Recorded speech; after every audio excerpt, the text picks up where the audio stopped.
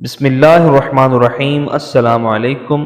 دن اور رات کی خیر پانے اور برائیوں سے محفوظ رہنے کے لیے صبح و شام ایک مرتبہ اس دعا کو پڑھ لیجئے۔ آپ صبح کی نماز کے بعد بھی اس دعا کا اہتمام کر سکتے ہیں، اور شام کے وقت مغرب کی نماز کے بعد یا مغرب کے وقت بھی آپ اس دعا کو پڑھ سکتے ہیں۔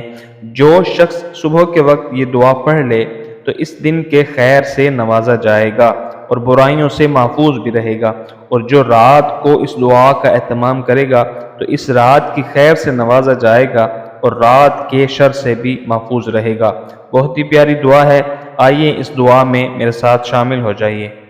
ما شاء اللہ لا حول ولا قوة الا باللہ اشہد ان اللہ علی کل شیء قدیر۔ جو کچھ اللہ نے چاہا وہ ہوا۔ گناہ سے بچنے اور نیکی کرنے کی طاقت اللہ کی مدد ہی سے ملتی ہے۔